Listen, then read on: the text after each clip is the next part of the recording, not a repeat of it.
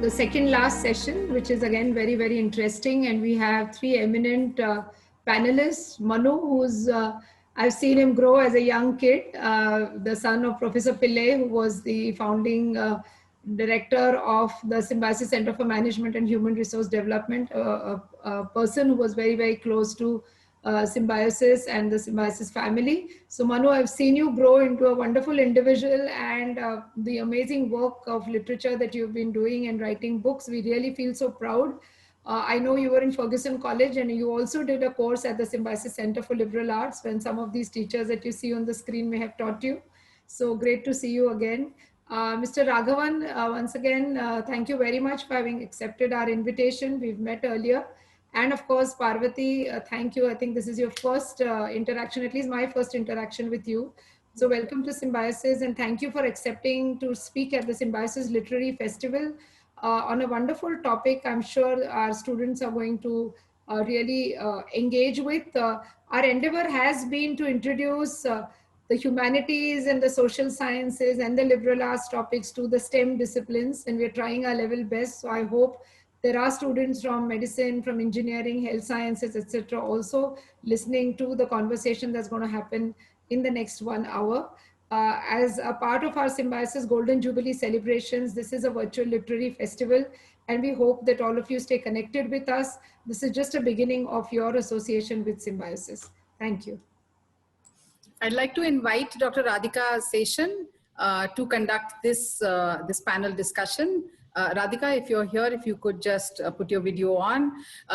For the sake of the audience, I've listened in and sat in on some of Radhika's classes. She's an amazing storyteller, a scholar, a historian, head of the department of history at SPPU formerly, and now very happy as a faculty member at the Symbiosis School for Liberal Arts.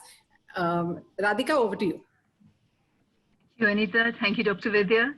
And thank you for making me part of this panel. I'm very happy to meet, as Manu Pillai said, three people who are, in their own ways, have made so much of a difference to a subject that's very dear to my heart, which is history. Manu Pillai has brought into focus little known aspects of India's history, from the occupants of the ivory throne, which I think was your first, going on to the rebel sultans, going on to mostly the latest one, which has the very catchy title of the courtesan, the Mahatma, and the Italian Brahmin. P.C.A. Raghavan, I've not read all of your books, I've read only two of them. One is your fascinating biography of Bairam Khan and Abdur Rahim, attendant lords, and the biography, a totally different biography, which is the history men, G.S. Sardesai, Jagannath Sarkar, and Raghuveer Singh. We as historians tend to swear by these three all the time. Parvati, your work is such a range, from the story of Babur for children to that wonderful biography of Jahangir. You have a whole range of things. And on a totally different note, that little piece that you wrote in the Mirror on the drunkard and the disease was also a fascinating one. Thank you so much, and thank you. Let's go straight into the session right away. And let me start with a question which is now to all the three panelists. Why, two questions actually, interlinked. Why should history be made popular? And the second, linked to this, why is history always popular? Two questions. Totally unrelated in some ways, but totally connected. Could we start with Dr. Raghavan first? Well, thank you. Thank you very much for inviting me, and I'm delighted to be here this afternoon. I've had some connection with Symbiosis in the past, so congratulations on hosting this wonderful festival virtually. On your questions, why should we be reading history, or why is history important? I think the answer is quite obvious, because people are interested in the past. You may be interested in different facets of your past, beginning from your own family or your own clan or your own caste or your own community, but also your region, your village, the town you come from, the state you come from, the country you belong to. I think the past, in so many ways, is really the key to understanding the present and also being able, therefore, to navigate the future better. To my mind, that is why history is so very interesting today. Why do we study it? I think that was your second question. That Yes. Why should we study it? Why should we be studying it? Well, really, I think to understand ourselves better. History, at the core of it, the point really is that history is not so much about the past, but really a key to understanding the present, which is why everyone has to keep rewriting history. And there's never going to be a finality about any particular aspect of history, whether it is biography, whether it's history of an event, whether it's history of a party. It will constantly be rewritten, because we are talking not so much about the past, but really about the questions we are asking from the past.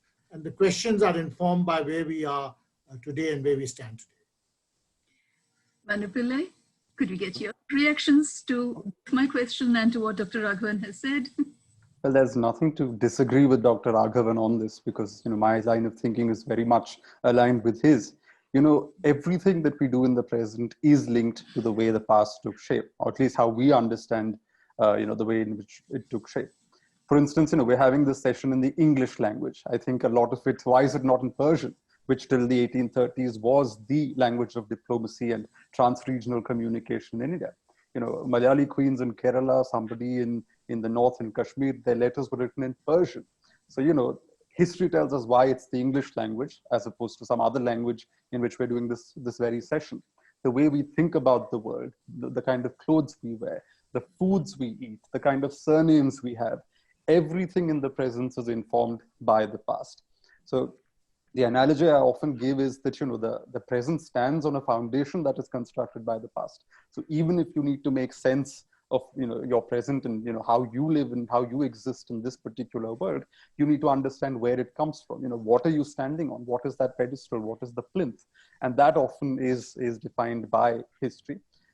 History is also obviously deeply political for reasons that Ambassador Raghavan mentioned, which is that it's always being rewritten, it's always being debated, it's always being read in multiple ways.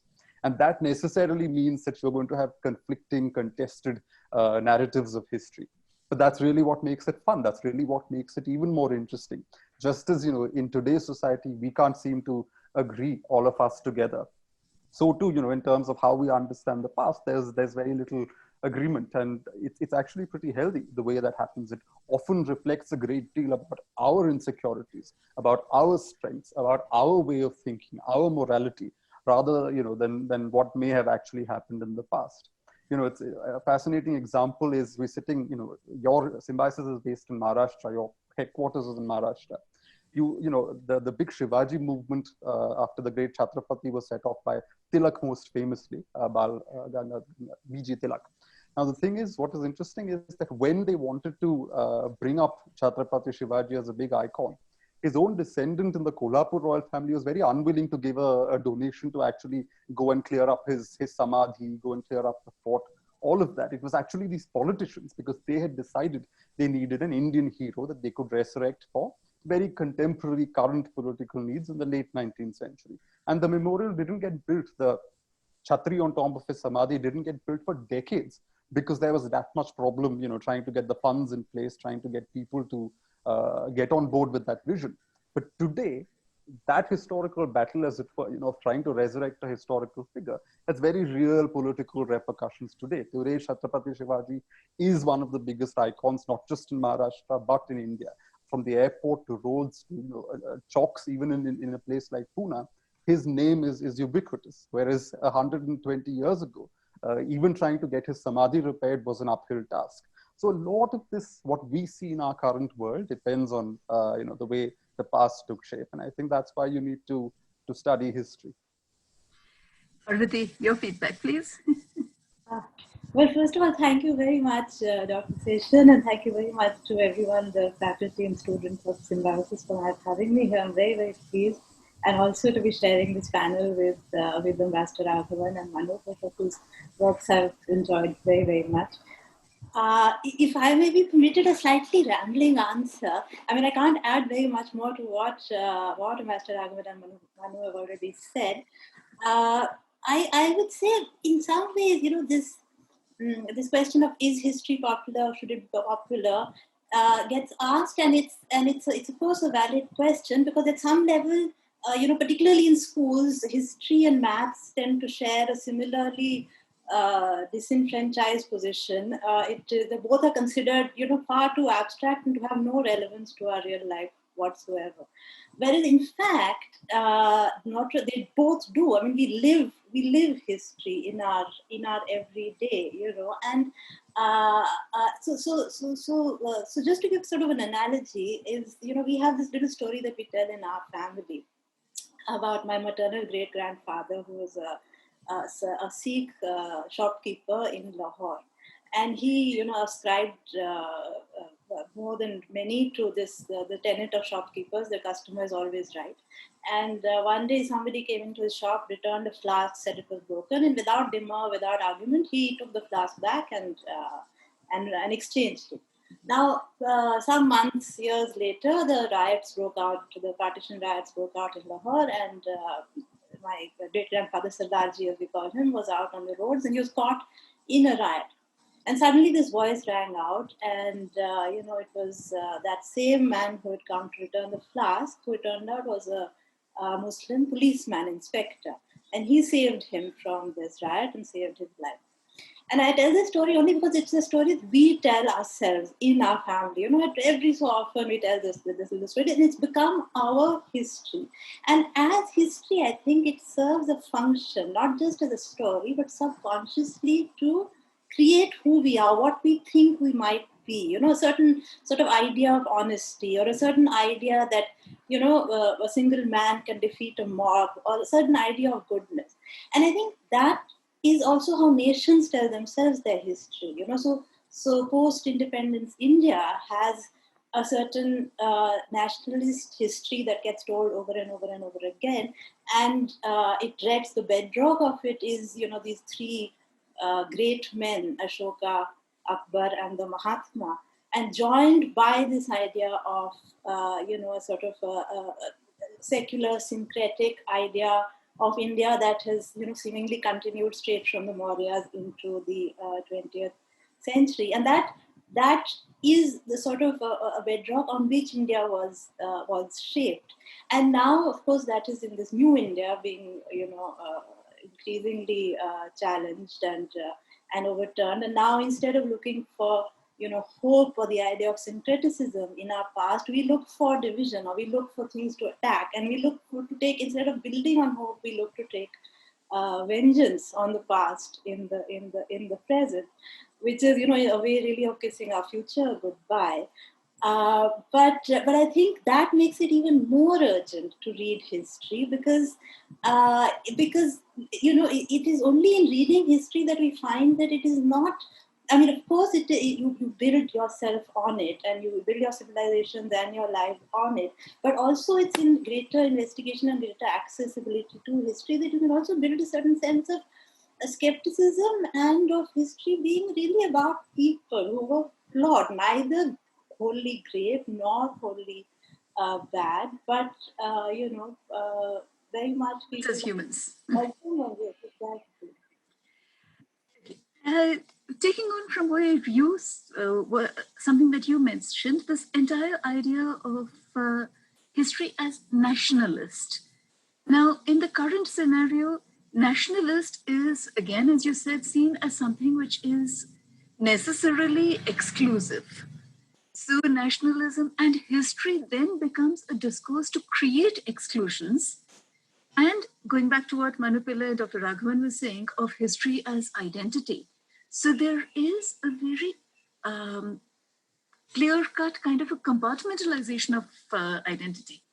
How, in such a scenario, do you think history can be made more all-embracing as it used to be once upon a time, and more popular also, because history is always dismissed. Mare hue logon ki mari hui kahaniyan is what I have heard over and over again. So how would you make history more inclusive, more popular? I don't know whether we can, make history more inclusive. I think it's too ambitious a target for any writer or any historian to attempt, because by its very nature, history writing has always been a very, very divisive phenomena and process. And certainly, history cannot be written by a committee. It will always be an individual view who is a person who is selecting certain facts and weaving those facts into a narrative. I think what we should aspire towards is let people select the facts they want and let them weave the narrative that they want. And if you disagree with that, you're free to select other facts and weave your own narrative. The only important thing is that you select facts and not manufacture them. So I would say I don't think history writing can be an inclusive process. It's very divisive. But can it be made more popular? Yes, I think that is a worthwhile endeavor. And certainly my effort, I'm most delighted when I meet someone who says, the only history book I've read is yours. I think the idea of reaching out to someone who otherwise is not interested in history and reads something which you have written, I think, yes, that is an endeavor which we should certainly partake in as much as possible. And, perhaps we can come to it, but there are good reasons as to why that kind of popular history is so very important today. And in fact, it is growing in importance as compared to the time I was in university. If you compare, or when we were in university, Dr. Seshan, if you look at the situation now, history has become so much more accessible to anyone who is interested. Manu, I want to connect what Dr. Ambassador Raghavan said with what Parvati said, which is that, it can never be a committee formula. You can never put together people saying these are the right people entitled to write history. One thing that can make a change is putting more stories out there, bringing more light into the room. There was a time, I think, when, history was the preserve of a seminar circuit, and, it was written for academics by academics. In the West, what you find is that academics have often bridged the gap themselves. Mary Beard is a great example of somebody who writes both academic books as well as for a larger audience. And I think that really helps draw more people into history. The other thing to realize is that historians are not infallible. They are also creatures of their context. They're also people who occupy a certain space and time. And you see that very well in Ambassador Raghavan's newest book, History Men. You see the little, sometimes there's this petty politics that happens, right? You've got Jadunath Sarkar and his band of historians on one side, and then Ambassador Raghavan also talks about the Pune historians who really resent Sardesai sort of getting this huge profile on a national stage thanks to his friendship with Jadunath Sarkar. And they sort of come up with their own school or their own attitude towards history. And it's interesting, right? Even historians have their own politics. Even historians have their own weaknesses and flaws. And that is how it is. Just as your historical figures need to be humanized, I think the process of history is also a very human process. You're only as accurate as your evidence allows you to be. And as Ambassador Raghavan said, one of the things is how you approach your evidence. The other historian I'd like to quote is K.N. Panikkar. He referred a friend, somebody I know actually met him once and asked him about popular history and what he thought about this whole trend of popular history. And he said, popular history is a great thing. What is a problem is populist history. And I think that is a very good line to go by, which is that making history popular is never a dangerous thing, so long as you follow certain standards, follow certain methods, and so long as you don't manufacture your facts, as Ambassador Raghavan was saying. So long as you make your best effort and put your best foot forward, and are guided by your material rather than going in with preconceived notions, you can, I think, hope or aspire for a fair amount of quality work or a fair standard. And I think that really changes much in the conversation. And I think, as he was saying, in my case also, when I first wrote my book, The Ivory Throne, I was this complete non-entity, hadn't written anything before in my life. It was a 700-page book on a very obscure character. And the very fact that the book did well, I think, was proof. And I don't mean to be modest here, but I think it was proof that there were people willing to pick up and read a book so long as it was presented in an appealing fashion, so long as it was speaking to them rather than just to the seminar circuit. And I think that makes a great amount of difference. I would agree entirely. Yes, it is. I think, and I came to history writing from fiction, and I was also just amazed by the reaction, to and not just the just sort of an interest in history and popular accessible history, but also kind of hunger for it. People are really searching for things to read about our past, and there is very very little of it. So everything that is written is just quickly absorbed. And at the same time, of course, as you're saying, and there's this growing divisiveness caused very much by the spread of misinformation and populist sort of history, to the extent that just about maybe a year or so ago, I was at the doctor's, and I was about to get a shot. I was getting some vitamin shot, and I was in that very vulnerable position of having the needle about to go into me. When, doctors like to make chit chat and they like to put you at ease. So he said, what have you been? He knows I'm a writer. He said, what have you written recently? And for a split second, because the latest book was on Jahangir, and the Mughals are very benighted these days, they evoke very strong reactions. I hesitated to say at that moment, not knowing where that leader was going to land, but then I told him, I said, Jahangir, and he was really excited. And then he started talking about some play he'd gone to see about Aurangzeb, and we had this whole discussion on the Mughals. So in a sense, this it was a very and this kind of reaction happens a lot. This sort of this immediate interest and immediate hunger for it, like I was saying, and also maybe if I could add that, in a sense, how our histories have been constructed have always been. Now things are becoming perhaps more this sort of nationalist historiography of today is becoming more divisive, more populist, more extreme, more ill-informed. There was, of course, a national historiography of the past, and there, I mean, Master Raghavan, I'm really looking forward to reading your book, but you'll know more about this than I. But there's this one historian that I read called A.L. Srivastav, who writes, about Akbar, and he writes about him in very nationalist form, like that he started the National School of Music and the National School of Architecture and the National School of everything. And yet he also says that he quotes this myth about Akbar as having been a Hindu king reincarnated to undo the injustices and excesses of Islamic rulers. So that strain has existed throughout, and perhaps in that context, for me and writing about Jahangir and with luck for people reading about him, because Jahangir gets so much less attention, because he is so much less polarizing a figure than say either Akbar or Aurangzeb, who tend to become the sort of yin and yang of Mughal history. You can see in him the contradictions without so much emotion. A man who, on the one hand, didn't like a sort of a statue of Varaha in Pushkar and throw it into the lake, and on the other hand had this Brahmin guru called Jadru Gosain, whom he was practically he was a disciple of his almost. So you see these contradictions more, and that I think that perhaps undoes the divisions and makes it possible to see things in a more sort of balanced manner.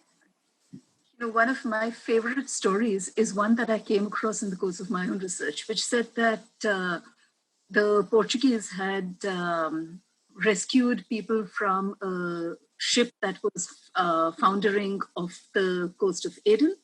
And they took all the people on board, and among those was a Brahmin. So the captain of the ship told the Brahmin, but look, we've got only mutton and beef on board. What will you do?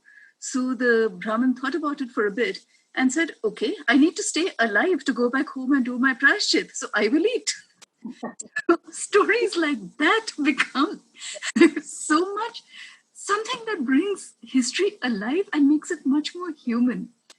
And at any rate, for me, one of the problems that I have seen is that history, like you said, Manu Pillai, is that history has been made impersonal and has tended to focus on a very few people rather than going into people themselves. But on the other hand, I would also say that all three of you have taken select characters. So in that sense, you fit into the mold of great men, if you like. Except I think Ivory Throne, where you've got the great woman as well. But by and large, you fit into this mold of the great men of history. What about the great women? How do you get that across to the people? There were great women, and I'm not looking at the Khub Ladi Mardani wa to Jhansi Wali Rani thi variety. I'm going beyond that. So, for instance, in recent times, we've got a lot on the Ikiri queens. But is it only queens? What about the people? How do we get history across to the common people and the common people linking themselves to a sense of the past? Not populist. How would we do that? How would you look at getting that across? And linked to this, a question which is actually much more to Dr. Raghavan and to Dr. Pillai, which is, Parvati has written for children. Would you be able to, and I know that that is a very difficult task, would you want to or be able to, or do you think you see yourselves writing for children in the future? Parvati has done both, children as well as this immense biography that you've come across. So how would you look at that? Answers, and I'm being provocative. I know I am. I would very much like to write for children, but as you say, it's not easy. Writing itself is difficult enough. And then Don't I know it? When you write for children, it's, but yes, certainly I would write to it. If I get the opportunity, I'll try to. On your first question, it's difficult, but you see, one often doesn't realize it, but when you travel around, you find that there is both a very deep sense of history, especially in certain parts of India.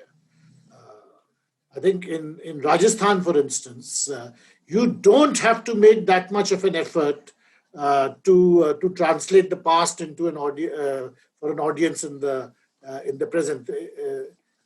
For some reason, or perhaps for reasons which have been written about and are known, there is a great sense of affinity with the past. It's not so in other places, but in Bengal, for instance, there's a great sense of affinity with the 19th and early 20th centuries, because so much of literature, music, art is tied up with that particular period of history. There's a lesser sense of affinity with earlier periods of Bengal's history. And perhaps if one looks at the rest of India, you will find a highly differentiated picture of that kind. But how to translate the past, how to find a character who would strike a resonance, I think I'd love to do it. I think Manu Pillai's first book is an outstanding example of a history book which people love to read because they felt that this was somebody narrating their story. And to be able to do that and to get the opportunity to do that, it's wonderful.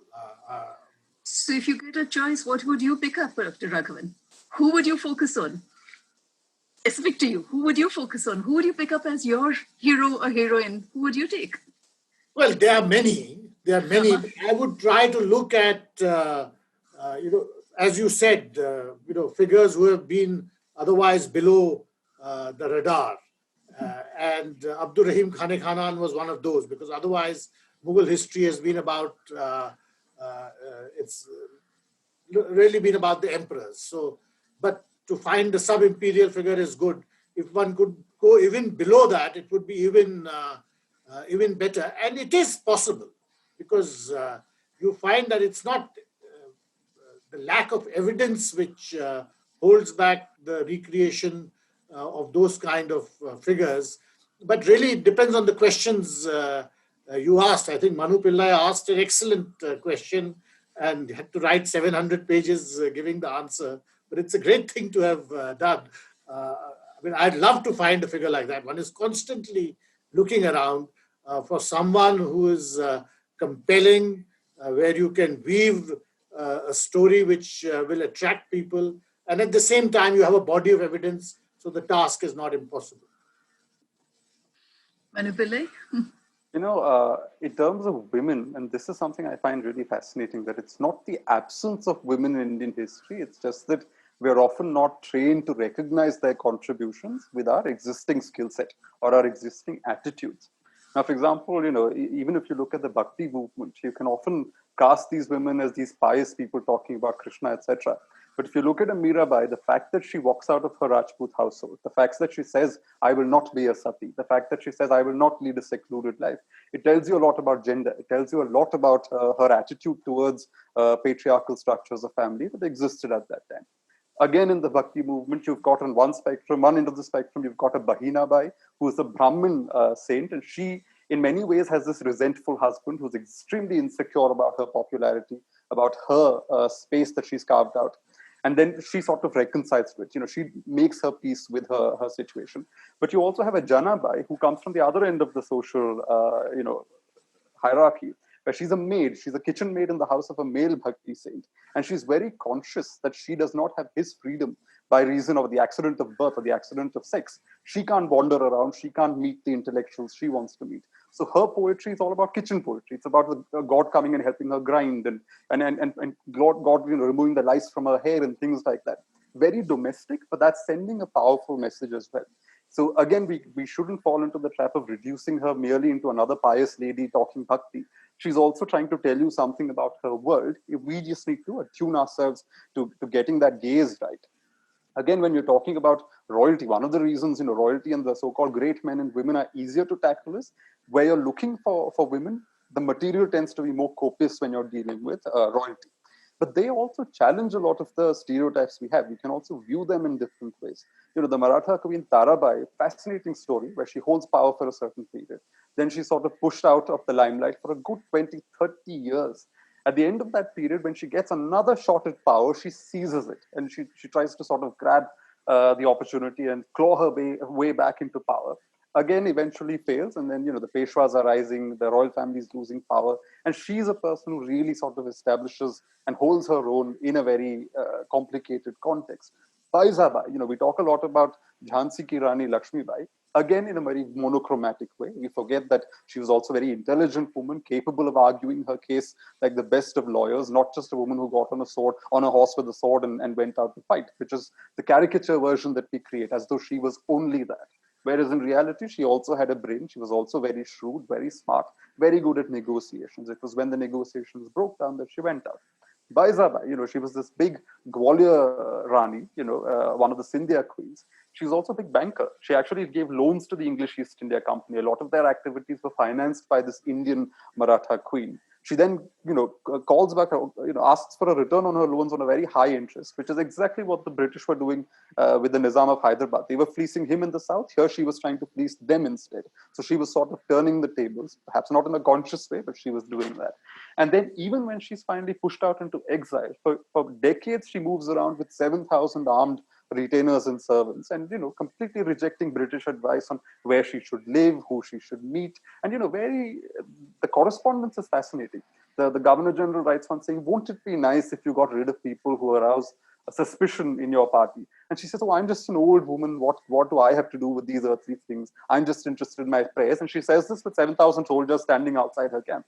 So it tells you a lot about how power was negotiated. And women in royal spaces often show that even though the structure may not have favored them. Structurally, it was unequal. They were still able to challenge it. Again, go back. Sorry for the long-winded answer. But again, go back to the ordinary woman. One of my favorite stories is, and we are in, we've just spoken a lot in recent years about Me Too and the whole issue of gender and so on. One of my favorite Kerala stories is the story of that Nambudiri Brahmin woman in 1905, who was, she was found committing adultery, and they decide to have a trial. And she's supposed to lead this very cocooned life, not see any men outside of the family. And she produces a list of 66 men that she's had dealings with evidence of where they have warts on their body or scars on their body and things like that. And they are all excommunicated with her. And there's this, famous line in the Malayalam Manorama, which was the first such scandal to be covered in the press, where they say she replied like a barrister, which is she was unafraid. Read the memoirs of somebody like Devaki Nilengod, again a Brahmin woman in a very orthodox family. And she talks about how women, when they had their periods, they had to go and sit in a separate room. They had to segregate themselves because they were not Shuddha in that period. What is interesting is that they were not allowed to read newspapers or novels or books, because even that was considered too dangerous for women. What did they do? That period when they were excluded, when they were asked to sit in that other segregated room, is when they read all this contraband material. They read newspapers, they read pamphlets, they read about politics, because no men would come there. So in a patriarchal household, in a room that represents the worst of patriarchal tradition, they were managing to flout patriarchy by actually gaining access to information.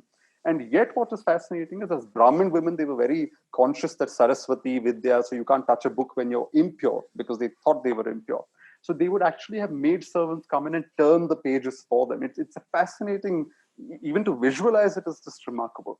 So wherever you look, it's just that we aren't looking necessarily for all the stories. And in India, there's such a vacuum in so many places. And, I suppose all three of us have tried and to fill that vacuum in our different ways.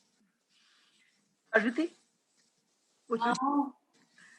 I don't know what I can add. I mean, it's the thing is, it's true that there are many fascinating women in history that you encounter. Sometimes just in passing. Manu, you didn't mention Chand Bibi, who you also write about in Deccan Sultan. She's one of the most fascinating women, and many of them, of course, are very tragic, because ambition doesn't usually end well for women in history.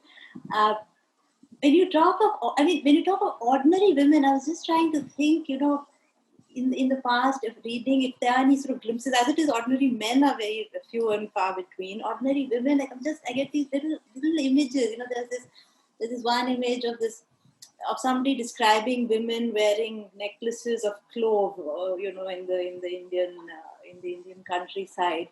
Or you have this one incident in the Jahangir Nama of this man who comes and he's madly in love with a woman who's either divorced or widowed, and he says, if she doesn't marry me, I'm going to throw myself off the roof and kill myself. And Jahangir says, you jump off this tower now, and I'll order her to marry you. And he does, and poor man, and then he dies, and Jahangir is very, very upset by this. And then there's this other fascinating description of this woman insisting on committing sati. And, this sort of parade that accompanies her to the governor's house, where the governor sort of tries to dissuade her, but she's not dissuaded. But these are just sort of little glimpses you get, and how much you can make of that is it's difficult to make a whole sort of story out of it. Considering, someone like, say, Noor Jahan, who is so much, who was really, I suppose, at her time, perhaps one can say the most powerful woman in the world at that time. And there is so little even about her. You have to sort of find bits and pieces to piece together to create a story. So, but for these glimpses that you get, and I've been reading a little bit more on the Mughals now. I'm going a little back in time to Akbar, and there are some really amazing these Central Asian women who are sort of trying to assert control over their kingdoms, and one of them is his stepmother. Humayun's second, the youngest wife, Matu Chakbe. Just extraordinary and tragic life in which she's left in Kabul with an infant son, and she takes it over. She throws out one governor after another. She hires 3 advisors. 2 of them she kills. 1 of them she marries. And then a 4th one comes along. She marries him to her daughter. And then he ends up in a bid for power, stabbing Machucha Begum to death. But in between, she's fought a war with Akbar's general and defeated him, and sort of preserved the throne for her son. So these stories really jump out of the pages, and I'd love to write. There are other stories also. There is, for instance, the Golconda Queen Bibiji Khanum. Nobody even knows her name, and she's done so much. And she epitomized in many ways the power behind the throne in a lot of ways. But there are other dimensions. Do you think, and here I'm going to be again provocative, do you think we've had too much of an obsession with the post-16th century world? What about the world before that? I grant you that sources are often an issue. But we tend to start either with that, or we go, as you said, Ashoka and Samudragupta. What about all the others in between? What about, for instance, Gautamiputra Satakarni? Or the Satvahan rule as a whole? Have we not, in any case, as historians, as chroniclers, if you like, rather than historians, as chroniclers, have we not also added to the popular and populist paradigms? I mean, we haven't been populist in our writing, granted, but we have continued to pick up the populist themes and tried to look at them from a different perspective. But have we gone beyond that? Well, I agree with you. I think the problem is if you're not a specialist, and unless you are a professional historian, dealing with periods further into the past is much more difficult. To write about, let's say, India in the first millennium is much more difficult because you require certain technical skills in terms of, unless you're writing something very superficial, but if you want to write a substantive, but at the same time popular history, I think the skill sets you have to have are that much more.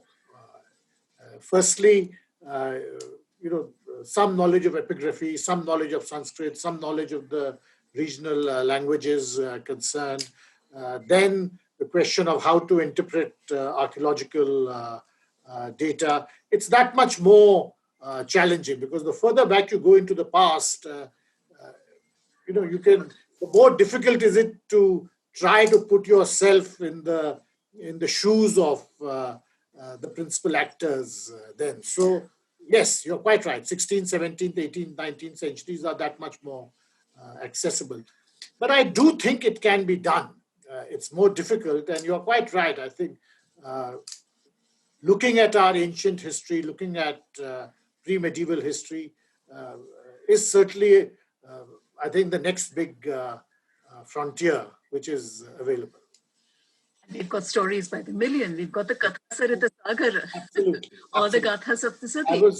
I was reading somewhere, I don't know whether this is true, but I read this, that the number of Sanskrit manuscripts, medieval Sanskrit manuscripts, is much more than all Roman, all Latin and Greek manuscripts combined.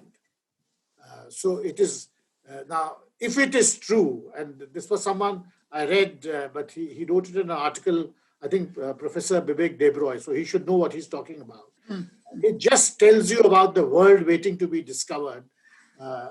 It is known to ancient historians or people who study that period professionally. But I think for the general audience, it is a whole universe waiting to be told. Manu Pillai? Yeah, I think Ambassador Raghavan's answered that very well. Even if you're thinking about the early centuries in the South, you do firstly need expertise in the poetry of that period, in the Tamil language, for example. Your material, you have to firstly be able to interpret that, understand the poets themselves, understand the context in which they're working, before you can actually try to construct a political, sort of contemporary thing that's happening alongside this huge artistic and cultural, phase that's happening in the South. So I think people will get to that eventually. It's just that I suppose this is still a field that is expanding. The whole idea of popular history is still growing in this country. People will slowly start, I think, getting into areas that are tougher and tougher. But as in any other field, you begin, I suppose, with the easiest or the lowest hanging fruit, and then slowly work your way higher up and into more complicated areas. Some of it comes also with your own skills. Some of it comes with confidence, which is that when I set out writing at the age of 19, that was over a decade ago. I have much more confidence now, even in terms of how I approach material, how I'm confident about how I read that material. All of that really changes over time. So I suppose in the coming years we'll see more bridging of periods and going back to tougher periods to try and make sense of things. And the field is also evolving, right? So in a lot of discussions on early India, Harappa, etc., genetics is now playing a big role, except that these studies are still changing. Every year you've got something new that comes out, and that actually sort of, if not completely, marginally revises conclusions reached last year. So there's a constant process of updating that's happening with new technology, new material that's coming from a completely different field. But I think, we'll get there. I understand your larger point, and I never thought of it that way. So it's a good topic to chew on and come back with a more convincing answer next time. Parvati, how about you? What would you like to add to this? I agree entirely with you, Dr. Session. It's true, there is a bias to the sort of post-16th century, and even perhaps a regional bias too. There's sort of a large amount of research is focused on sort of history of the Gangetic plains.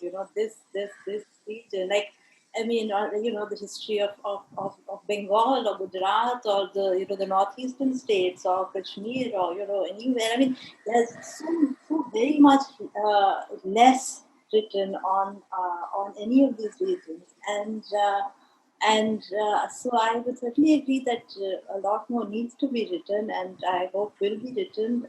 But it's true, the further back you go, the more expertise you do require, and technical, linguistic, academics. So it becomes harder, but it's certainly something that should be done, and I'm sure will be done. With this sort of increasing interest, there is going to be a lot more history written in the next few years, I'm sure of it. We are beginning to run out of time, so let me just ask if there are any questions from any of the students who are in the audience, because I do know there are a large number of students. Nidhi, Rija, are there any questions? Because I know there was one student who'd raised a hand in between. So are there any questions that any of you would like to ask before we carry on? Let me just check with them in the chat box, and let me just get back because to you. I know that some time ago Swapnil has raised his hand. Yeah. Swapnil, would you like to ask your question? You'd have to unmute yourself. Good afternoon. My question is that as we see from history time to now, that every successful woman have a hand of man, and every successful man have a hand of woman. So is it right or what? Who would like to take this first? Well, it's absolutely right. I think if you look at most successful rulers in India, you will find that they certainly had a family life they could rely on to a very great extent. But just to add to the list of characters mentioned about women in history and who I would like to study, I should have mentioned the person who really fascinates me is the wife of the governor in Lahore when Ahmad Shah Abdali has Uliana Begum. And the governor is killed or dies, and then she becomes de facto the governor, reaches a deal with Ahmad Shah Abdali and helps him get to Delhi. It was really a struggle for survival because she thought by having the Afghans on her side, somehow she could be spared their onslaught. But you see a woman actually acting as the protagonist of her family and her clan and trying to safeguard it. So it is also a part answer to the question. Yes, I think women and family are intrinsically related often to the health of dynasties. Manu, Parvati, would you like to go add to reply to Swapnil's question? Add to what Dr. Raghavan said. Of course, I mean, I think, there's no history without the women. We're not, as I said earlier, we don't necessarily recognize their contribution as much. We don't necessarily, we're sometimes blinded to their very existence. But even if you look at something like the great epics, for example, you have a colorful and fascinating roster of female characters in that. And what is often interesting is how the same character gets reinterpreted and re-narrated. Their stories are completely transformed over time. In my third book, The Courtesan, the Mahatma and the Italian Brahmin, I have this essay on Shakuntala, which is, of course, greatly inspired by Romila Thappar's book as well, which is he's written a book-length study of that. And what's interesting is that you find the original Mahabharata Shakuntala is a very forthright woman. When she comes to King Dushyanta's court, she doesn't weep. She doesn't need maids and attendants to talk on her behalf. She's actually got a child with her. And when the king deliberately lies, there's no curse or any of that. She actually looks him in the eye and says, "You rule the earth, I fly the skies. Even without you, my son will be king." That is the answer she gives him. She's a defiant, powerful lady in the epics. But by the time you come to Kalidas, which tells you more about Kalidas's period and the kind of social mores that have taken shape by then, she becomes this coy figure, very delicate, damsel in distress. There's a curse, and she in many ways needs to be rescued. So even in the way an epic character is originally presented and then reinterpreted, you can tell a lot about how society itself has changed. So again, the answer is simply that there are plenty of women available to work with in terms of history and to tell their stories. It's just that we need to go digging with the right attitude and the right sort of tools to find them. I think we don't have time for any more questions, though there were a few raised hands. My apologies. But maybe if Radhika could just wrap up. All right. Thank you so much, all of you, for being part of this session. One question, and I'm going to leave with a question, which is something that I advise my students again, but which I'm going to do totally now. Why do we have so much of an issue around history as identity and as contested identity? When we are talking about popular history, the line between popular and populist has unfortunately become very narrow. And over the years, it has become more and more, the word I guess I should use is transgressive. So how then do we transgress that to get back into history as a record of understanding ourselves through our past in the present? So we need to think about our own histories, our own writings, and our own abilities to look at the ways in which we have conceived of ourselves, continue to conceive of ourselves, and E.H. Carr, this continuous dialogue between the past and the present, to keep the dialogue going. Thank you, all three of you, for being with us today. And I think we have to move into the next session fairly soon. So if any of you would like to say one last thing, we have time, a minute more to say one. Well, thank you very much for inviting me. Thank you. Delighted to have been part of this panel. Likewise, and thank you, Dr. Session. It was good to meet you at last. I've quoted you in one of my books, so... Yes, I know. Good to put a face to the name. Thank you. My pleasure. Thank you very much. It was lovely to be here and to chat with all of you. Thank you very much. Thank you all so much.